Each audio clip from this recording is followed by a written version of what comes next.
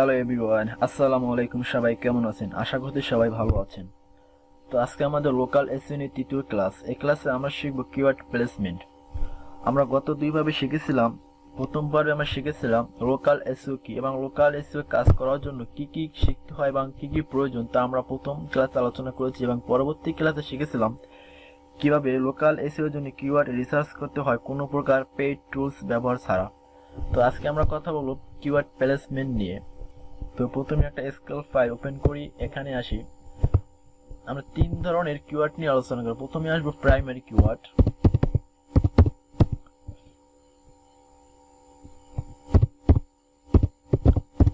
তারপরে হলো secondary keyword,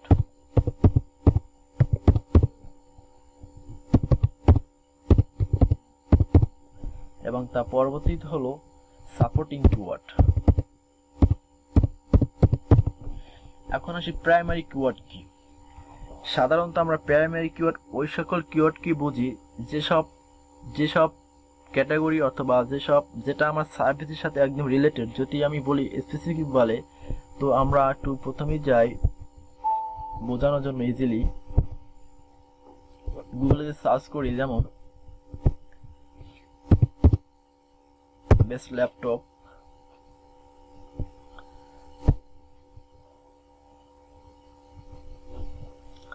তো এখানে দেখতে পাচ্ছি বিভিন্ন ধরনের ল্যাপটপ আসছে।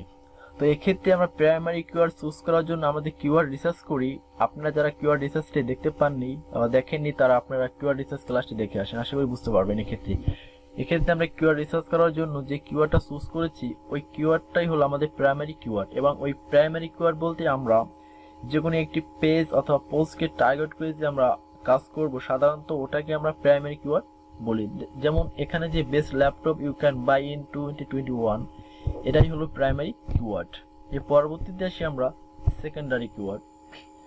সেকেন্ডারি কিওয়ার্ড সাধারণত আমি যদি বলি, এক্ষেত্রে খুঁজে বের করার জন্য একটি উপায় হলো, যাতে আমি যাই আবার গুগলে, খুব ইজিলি যদি খুঁজে বের করতে চান,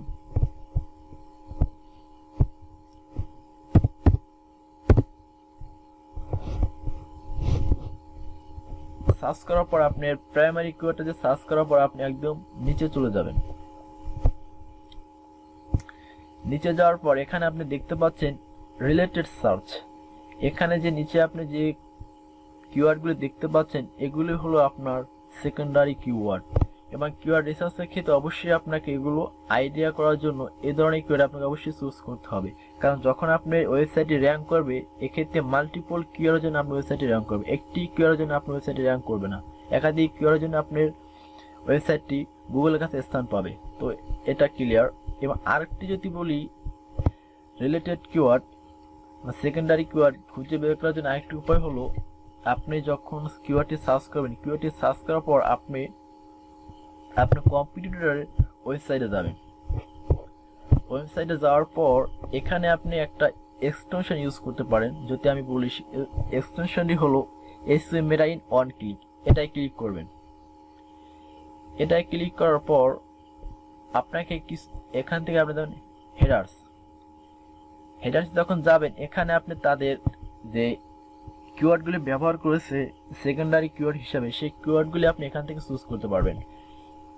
এক্ষেত্রে আপনার কম্পিউটারে যারা আছে প্রত্যেকটি ওয়েবসাইটকে আমি অ্যানালাইসিস করে তাদের থেকে আপনি পিক করে নিতে পারেন। এটা আপনার ডিপেন্ড করে আপনার কিওয়ার্ডের যে প্রাইমারি কিওয়ার্ড এটা সিলেক্টের উপর। এখানে নির্দিষ্টভাবে বলা যাচ্ছে না যে আপনি সেকেন্ডারি কিওয়ার্ড কতটি চুজ করবেন, এটা ডিপেন্ড করে আপনার কন্টেন্ট এবং আপনার যে লেন্থ। এক্ষেত্রে আউটটা ক্লিয়ার করি, যদি আমরা বলি প্রাইমারি কিওয়ার্ড কতটি হবে, সাধারণত একটি পোস্ট অথবা পেজের জন্য প্রাইমারি কিওয়ার্ড একটি হয়। যদি আমি লিখি এখানে, যেমন এক্সাম্পল হিসেবে যদি বলি বেস্ট ল্যাপটপ ইন বাংলাদেশ, এটা সাধারণত একটা প্রাইমারি কিওয়ার্ড। আর সেকেন্ডারি কিওয়ার্ড কি, যেটা আমরা একটু আগেই দেখে আসলাম, ধরেন এটা আমার প্রাইমারি কিওয়ার্ড। তো এক্ষেত্রে এটা কীভাবে খুঁজে বের করবো, আমি যদি এটা যাই গুগলে, আমি লিখে সার্চ করি, সার্চ করার পর সরি এটা কপি হয়নি, আরেকবার ট্রাই করি।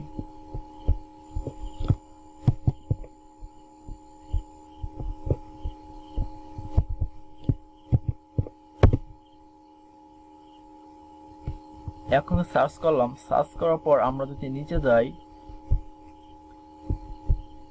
তো দেখেন এখানে অনেক কিওয়ার্ডের আইডিয়া পাচ্ছেন। এগুলো আপনি সাধারণত সেকেন্ডারি কিওয়ার্ড হিসেবে চুজ করতে পারেন। এগুলো প্রথমে আরেকটু আপনাকে দেখিয়েছি, সেটা হলো আপনি ধরেন এই একটি ওয়েবসাইটে যাই, যেমন স্মার্ট বিডি। এখানে গিয়ে আপনি এই এক্সটেনশনটা ইউজ করবেন, SEO meta in one click. এটা ক্লিক করার পর এটা ই কমার্স ওয়েবসাইট, যদি এটা তো তারপর আইডিয়া আনার জন্য সমস্যা নেই, আপনি এখানে ক্লিক করেন। ক্লিক করার পর এখানে আপনাদের হেডার্স থেকে আপনি এগুলো আইডিয়া নেবেন যে তারা কি কি ট্যাগ ইউজ করেছে এবং কি কি হেডিং। আরেকটু ক্লিয়ার করার জন্য আমরা প্রথমে আসি প্লেসমেন্ট নিয়ে। এখন প্রথমে আমরা কথা বলবো প্রাইমারি এবং সেকেন্ডারি কিওয়ার্ড নিয়ে, পরবর্তীতে আমরা কথা বলবো সাপোর্টিং কিওয়ার্ড নিয়ে। কিন্তু প্রথমে আসি প্রাইমারি কিওয়ার্ড কোথায় কোথায় বসে। প্রথমে প্রাইমারি কিওয়ার্ড পেজ টাইটেল বসে, এরপরে বসে যদি বলি পেজ টাইটেল কি, যদি এটা আমি আপনাদেরকে দেখাই স্পষ্টভাবে ক্লিয়ার বোঝার জন্য। এই যে এখানে যে লেখাটি লিখছে best laptop you can buy in 2021, এটাই হলো পেজ টাইটেল। আশা করি এটা বুঝতে পেরেছেন। এরপরে যদি যাই, এরপরে বসে মেটা টাইটেল। তো মেটা টাইটেল কি? সাধারণত মেটা টাইটেল দেখা যায় যখন আপনি গুগলে সার্চ করবেন, সার্চ করার পর যে গুগলের রেজাল্ট পেজে রেজাল্টে যে টাইটেলটা দেখা যায় ওটাই হলো মেটা টাইটেল। যদি আমি উদাহরণ হিসাবে দেখাই আপনাদেরকে, এখানে আমি যখন বেস্ট ল্যাপটপ লিখে সার্চ করলাম, দেখেন এই যে টাইটেলটা দেখা যাচ্ছে সার্চ বারে, এটাই হলো মেটা টাইটেল।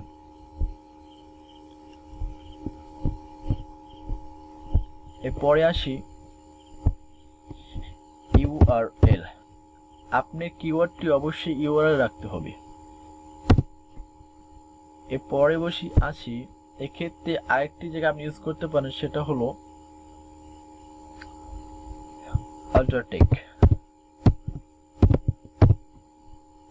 এবং আরেকটি বিষয় অ্যাড করি, সেটা হলো পেজ টাইটেল। এবং আরেকটি বিষয় হলো আপনার প্রাইমারি কিওয়ার্ডটি অবশ্যই H1 এ রাখতে হবে, H1 ট্যাগ। HTML এ আপনি H1 থেকে H6 পর্যন্ত 6টি ট্যাগ পাবেন। তো সাধারণত আপনি আপনার প্রাইমারি কিওয়ার্ডটি H1 এ রাখবেন, কারণ H1 হলো গুগলের কাছে প্রায়োরিটি পায়, যে এটার গুরুত্বটা বেশি পাওয়ার জন্য আপনি অবশ্যই আপনি প্রাইমারি কিওয়ার্ডটি আপনি একবার ইউজ করবেন, এবং এক্ষেত্রে H1 একবার ইউজ করবেন, এবং সেখানে আপনি প্রাইমারি কিওয়ার্ডটা রাখবেন। তো এখানে আমরা যে কয়টি স্পেস দেখতে পাচ্ছি, এই কয়টি জায়গায় আপনার প্রাইমারি কিওয়ার্ডটা ইউজ করবেন। এবং যদি এবার আসে কন্টেন্টের ক্ষেত্রে, এক্ষেত্রে কন্টেন্ট আপনি ইউজ করবেন কি করবেন না, এটা ডিপেন্ড করে আপনার কন্টেন্টের উপর। কারণ আপনি যদি মনে করেন যে আপনি কন্টেন্টের ভিতরে এটা ইউজ করা প্রয়োজন, তো অবশ্যই আপনি ইউজ করবেন। যদি প্রয়োজন না হয় এক্ষেত্রে আপনি ইউজ করবেন না। এরপরে আসে সাপোর্টিং কিওয়ার্ড। তো সাপোর্টিং কিওয়ার্ডের ক্ষেত্রে যদি আমি বলি, এখানে কোনো ধরাবাঁধা কোনো নিয়ম নেই। এক্ষেত্রে আপনি যেটা করবেন, আপনি আপনার কম্পিটিটরের যে ওয়েবসাইটগুলি আছে তারা কি কি ট্যাগস ইউজ করছে এবং কি কি সাপোর্টিং কিওয়ার্ড ব্যবহার করছে, আপনি ওগুলো থেকে আইডিয়া নিয়ে আপনারা ব্যবহার করতে পারেন। তবে সাধারণত এগুলো আপনার যেমন এটা সাধারণত H2 থেকে H6 পর্যন্ত এই ট্যাগে রাখার চেষ্টা করবেন। সবগুলো আপনি যতগুলো সেকেন্ডারি কিওয়ার্ড রাখবেন, প্রত্যেকটি কিওয়ার্ড আমি যদি বলি, প্রত্যেকটি কিওয়ার্ড আপনি অবশ্যই H2 থেকে H6 পর্যন্ত এই ট্যাগগুলোর ভিতরে রাখার চেষ্টা করবেন। তো আমি যদি উদাহরণ হিসাবে দেখাই আপনাকে, এখানে আপনার যেমন এই যে ওয়েবসাইটটা আমি খুলছি, এখানে দেখেন আমি এর ক্লিক করি, দেখেন তিনি কিন্তু তারা হ্যাশট্যাগ একটি ইউজ করছে।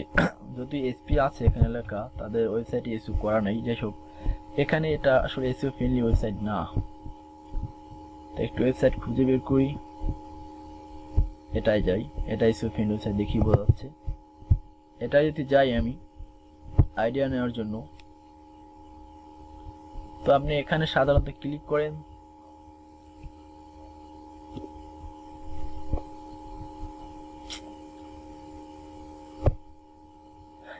ক্লিক করার পর আপনি দেখতে পাচ্ছেন হেডার্স। ক্লিক করেন হেডার্সে, এটা এসইও ফ্রেন্ডলি ওয়েবসাইট না। তো একটা এসইও ফ্রেন্ডলি ওয়েবসাইট খুঁজে পাবো না এখন। স্টারটেক এটা হলো এসইও ফ্রেন্ডলি ওয়েবসাইট, এতে কোনো সন্দেহ নেই। কারণ আপনাদেরকে বোঝাতে হলে অবশ্যই একটা এসইও ফ্রেন্ডলি ওয়েবসাইট প্রয়োজন। এটা নিঃসন্দেহে এসইও ফ্রেন্ডলি ওয়েবসাইট যদি দেখাই আপনাদের।